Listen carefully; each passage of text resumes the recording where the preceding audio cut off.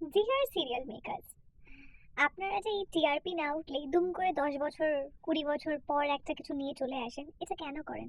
মানে 10 বছর আগে যখন সিরিয়ালটা চলছিল, মানে আপনাদের হিসেব অনুযায়ী তখন 2024 সাল ছিল বা 25 সাল ছিল, হোয়াট এভার ইট ইজ।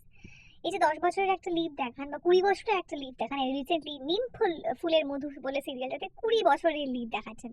তা এখনো কি 2025 বা 24 আছে, নাকি ওটা 2045 বা 44 বা 46 হয়ে গেছে? সেই হিসেবটা কে করবে? আর তাছাড়া একটা কথা হচ্ছে, সেটা হচ্ছে ছেলে মেয়ে ইয়া বড় বড় ছেলে মেয়ের বয়স 24-25 বছর হয়ে গেছে, কিন্তু বাবা মার একটা চুলও পাকেনি। যেই ঠাকুমার 2024 সালে মানে 20 বছর আগে ব্যাপারটাতে 99 বছর বয়স ছিল, সেই ঠাকুমা এখনো বেঁচে আছে 109 বছর বয়স নিয়ে। 109 কেন, 119 বছর বয়স নিয়েও ঠিক ওইভাবেই হাঁটা চলা করে বেড়াচ্ছে।